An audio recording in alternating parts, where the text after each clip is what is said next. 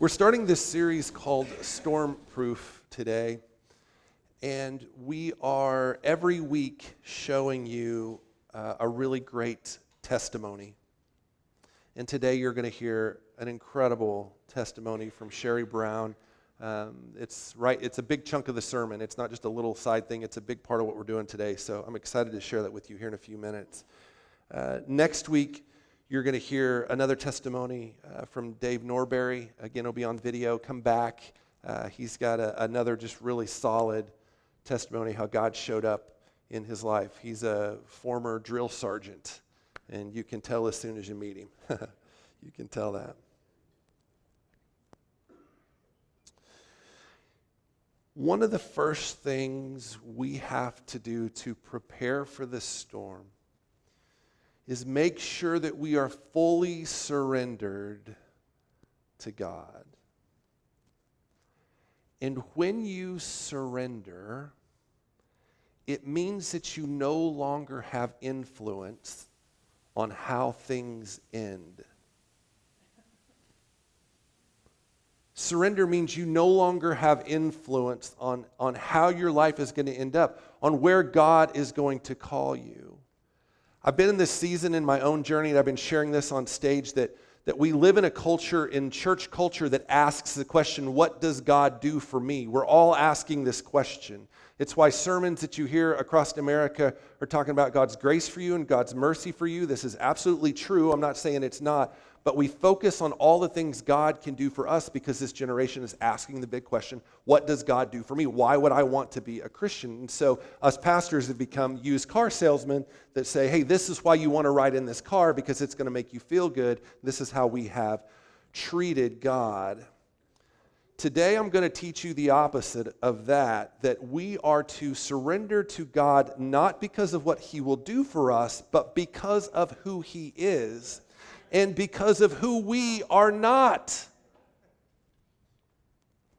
So when you surrender, it's this idea that we no longer have influence on what happens. I'm going to show you a picture of an evangelist you've probably heard of before.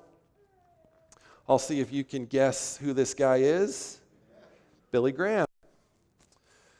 Billy Graham had a moment early on in his ministry. He talks about it in one of his books, and he is at this campground, and he's by himself, and he's kind of out back in the woods, and he finds this old stump. And he takes his big Bible, and he sits it down on that stump, and he has this talk with God. He said, God, right now, a lot of people are coming against your word. There are things in there that seem like contradictions. This is his prayer, not mine. There are things that seem like contradictions.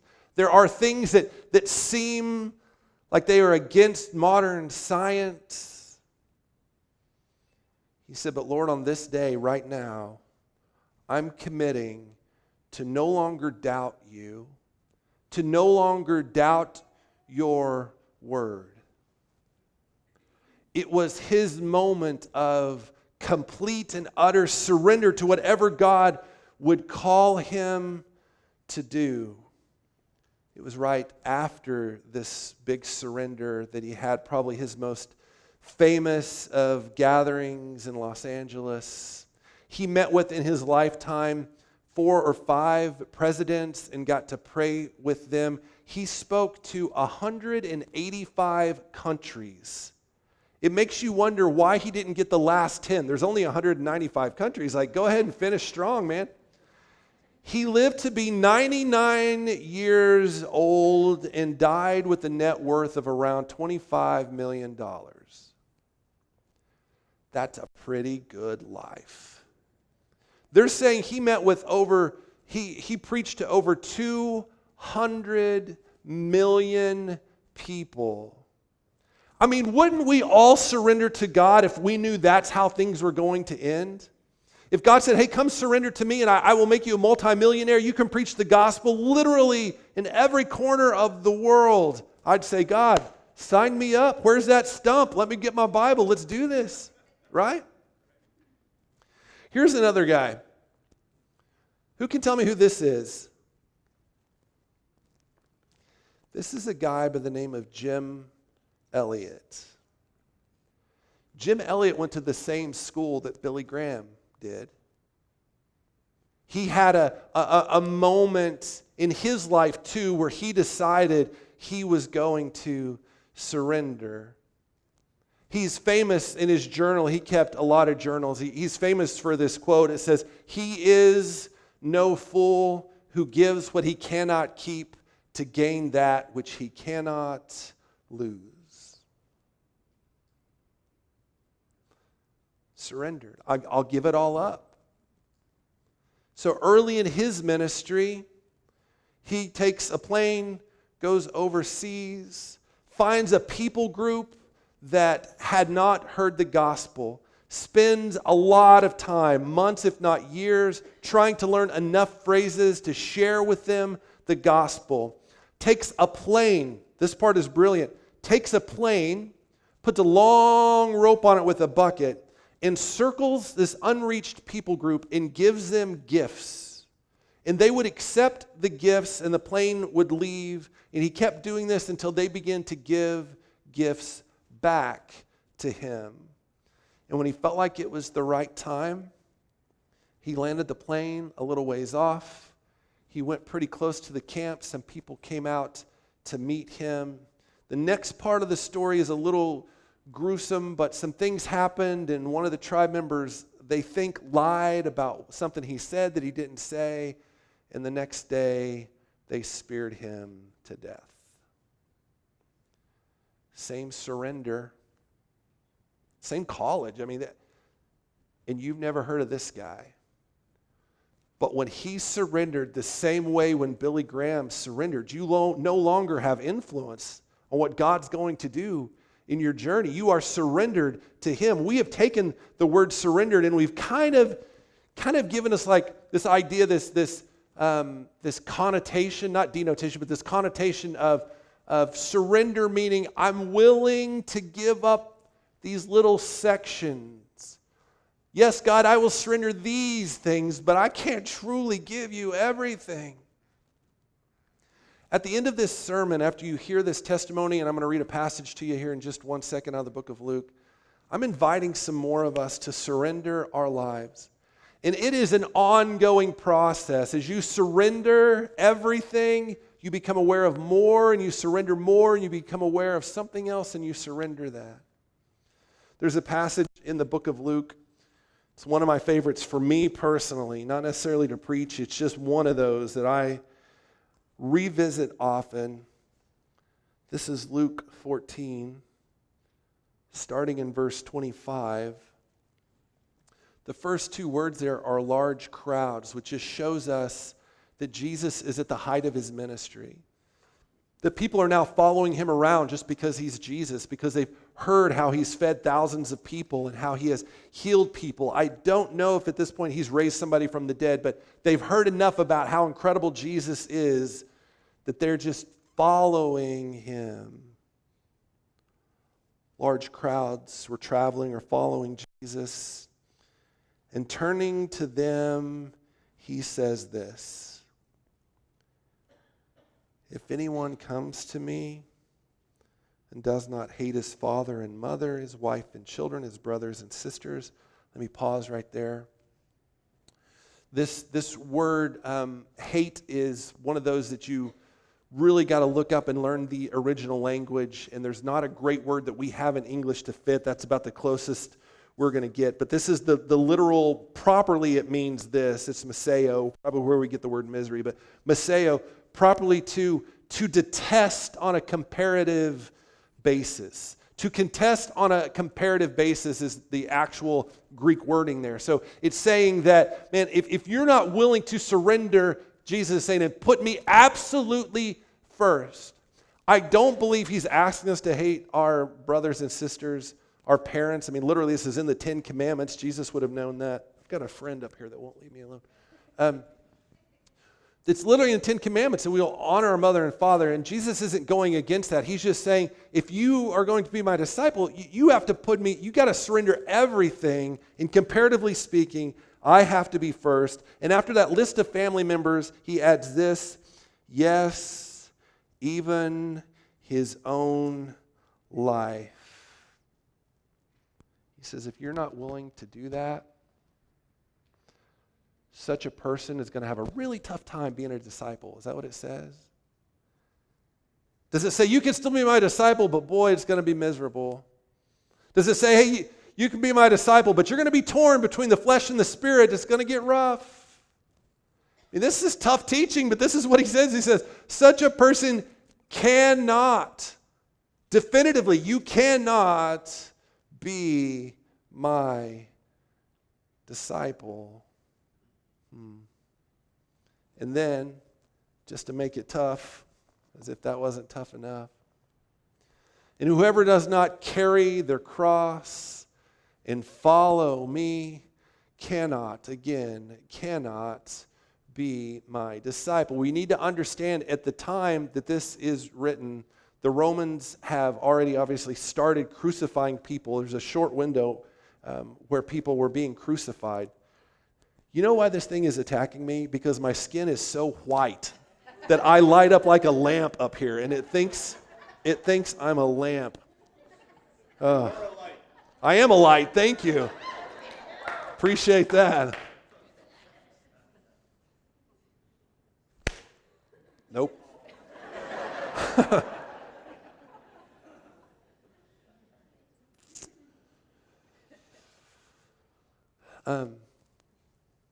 Can you take me back to that last verse one more time?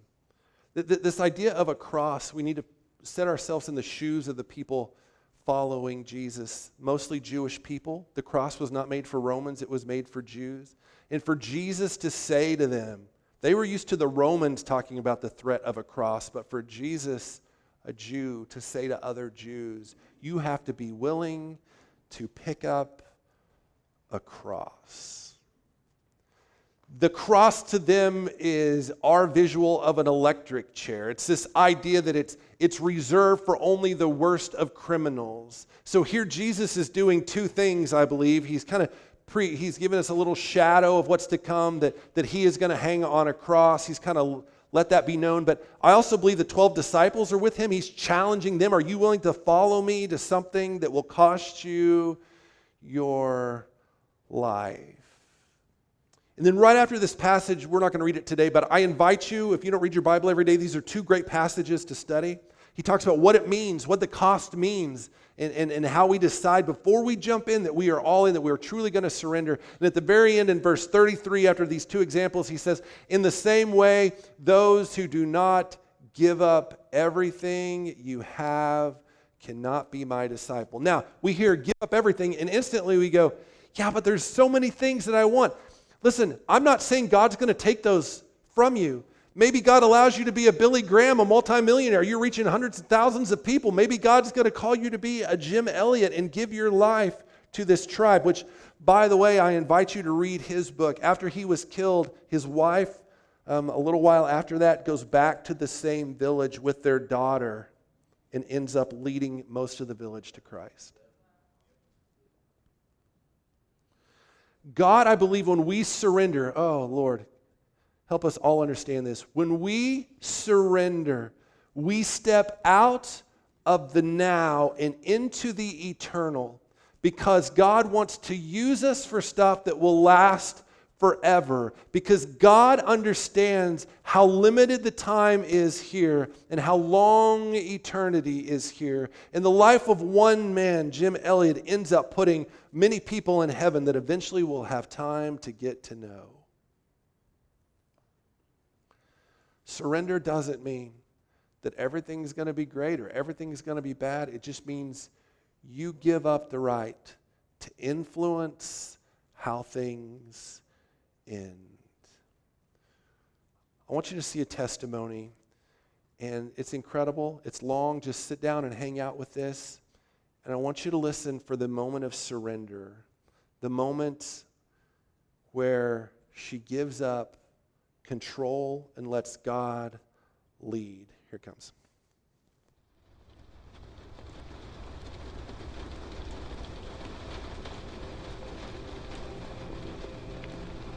Everyone goes through a storm in their life, whether it be from the time they're born to the time that they're an adult, and everybody has an experience that needs to be shared because we all need to relate to each other. And my experience and my storm came at a time in my life that was fairly inconvenient. I was not born into a Christian family. I grew up with drugs, abuse, and alcohol all the way through until I left the house. My father died when I was 8. When I was 16, I did accept Christ as my Savior. I felt the Holy Spirit come into me, and I wanted to live that life. It was really hard to do where I was living, and I chose to then get married young, and I had 3 beautiful children, and I ended up a single mom at 27 with a 4-year-old, 3-year-old, and a 1-year-old. And for about the next 11 years, I ran my life my way. I would ask God to stop me if he thought I was doing something wrong, but essentially I made my own decisions. When my son was diagnosed, it was actually an accidental find.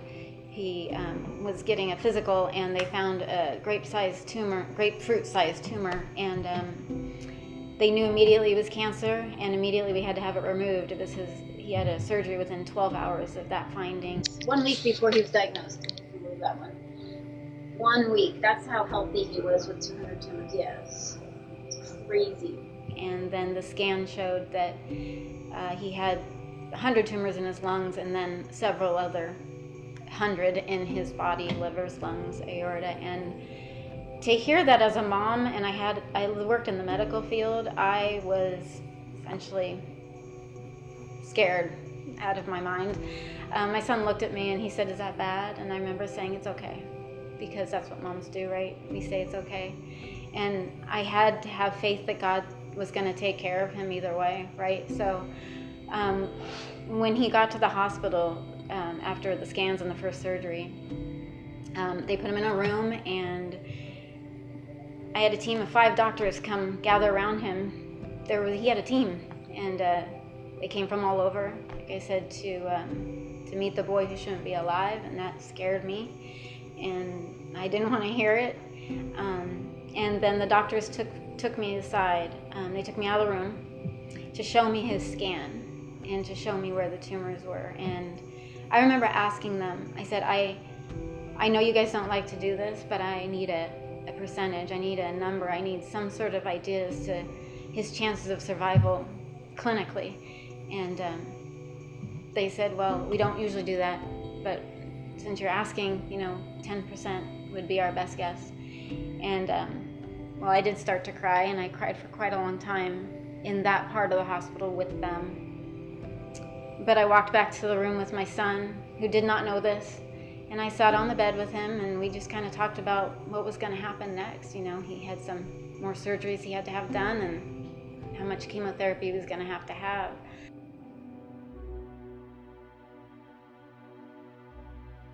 They would give him chemotherapy at 11 p.m. at night, all the way through 8 in the morning. 3 different chemos pouring into his body. I watched him lay there and take it and get sicker and sicker as time went on, and I feel like I felt, oh my gosh, I felt kind of worthless to him because I couldn't take away the pain, I couldn't take away the sickness.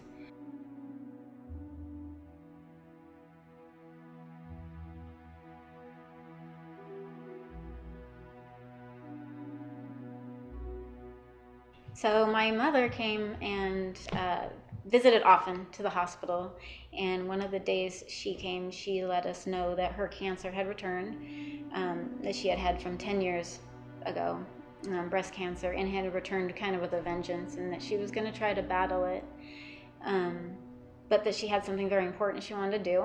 And I asked her what that was, and she said, "I want to pray over my grandson." And I said, well, yeah, of course, not that we hadn't done that before, but it seemed different. So my mother sat there with my son, and I can't remember if she was holding his hand or hugging him. I don't recall, because that's what she said that made the difference. She said, "Dear Lord, I have been given this cancer once again, and my grandson has cancer that is more devastating than what I have. I've lived a long life. I'm 63 years old. My son is 13. Can you please give it to me if one of us has to have it? Because I want my grandson to live. After my mom left that day, after she prayed over my son and asked God to take her instead of my son, it destroyed me inside. And I remember I went and laid on the bathroom floor in the hospital, and I cried a lot, that kind of sobbing, uncontrollable crying. And I knew God was with me, and I just let him kind of sit there with me. I didn't say anything. And I remember the first thing I did was I thanked him for my children. And it was the first time in a long time that I had thanked him before I asked, because I had a lot of need at the time. So it was the first time I thanked him for something first. And then I said, I'm done trying to do this. Before this happened, I was trying to lead my life and just asked you to guide me kind of along the side. I put you on the sidelines, and now I need you to be in front of me, because I can't do this anymore. I was hurting so much because I was grateful on the one hand that my mom would do that for my son. And on the other hand, I didn't want to lose her. So I kind of thought, well, maybe God won't answer that in that way, Maybe he'll let them both live. And it was quite powerful, because it was a few weeks after that my mom passed. It was a very quick passing, and my son wasn't even quite clear with his chemotherapy. So needless to say, it was rough and it was painful, but I knew who was by my side. I knew I had my God, and it didn't matter. I had him, and she was with Jesus, so that was great. My son finished his chemo in September, and right around his birthday, we had an end of chemo and birthday party for him. And we were kind of waiting for results. We had to wait a few months till let the last few hours of chemo get through his system. And I remember going into the doctor's office, because they called us in and they said, we want to show you the scans and his latest PET scan. And they showed us that in his lungs, what used to look like a starry night, just spotted with tumors, was clear. His aorta, this giant football-sized tumor on his aorta, was gone. His kidneys were clear, and the little spots in his abdomen were clear, and the ones in his liver looked dead. And they said, it looks like this has actually worked. And they were joyfully surprised, and I remember being elated and thinking, oh my gosh, I honestly, in the back of my mind, did not think this would be the answer. And I was grateful to God. I thanked him instantly. Thank you for saving my son, and thank you for answering my mom's prayer.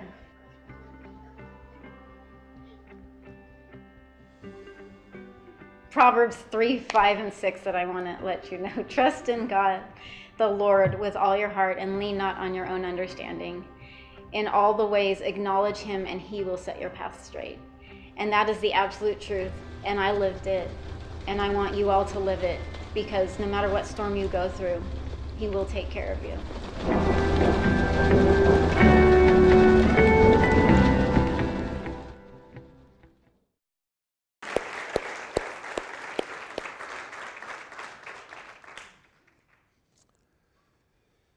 Shari, thank you for sharing that story. And Shari and Justin will be hanging out after church. You can chat with them and hear more. There was so much more to this story. There's a couple of things that stand out to me, Shari, in your testimony. I don't remember if it made the final cut here or if it's on the editing room floor, but you talked about giving God control and no longer, I was going to let God lead, just being tired of being in control and surrendering to God. And I think we all need that crisis moment. We all need that 1 second where we finally surrender. We say, all right, God, this is my life, is your life, because you can do so much more with it than I will ever figure out how to do. And she allowed God to take over. The second thing, which I think is really poignant for today's sermon, is that she didn't surrender to God and everybody got healthy. She surrendered to God and her mom passed and her son lived. Because when we surrender, we no longer have influence on the outcome. We now allow God to lead the charge. I want to read just one more verse to you, and then we're going to close. Band, if you want to start making your way back up here.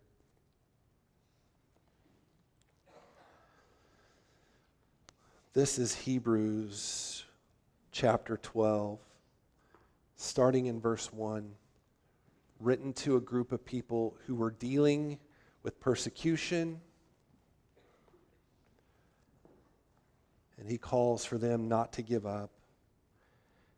Therefore, the author writes, since we are surrounded by such a great cloud of witnesses, those who have already finished the race, those who have done well, let us throw off everything that hinders and the sin that so easily entangles, and let us run with perseverance the race marked out for us. Let us continue on what God has called us to do. And he puts this in verse 2. Let us fix our eyes on Jesus. Let us fix our eyes on Jesus, the author and perfecter of our faith. Man, I preached on this a year ago. Jesus Christ is the author of your faith. If you struggle, I know we got some here that are still on the fence on whether or not they want to believe in Jesus and believe in God, and you're wrestling with that. He is the author of your faith. And if you ask him for faith, he will help you with that. We have this idea that faith comes from me, like, oh, if I just get enough whatever, I can work this out and I can get faith.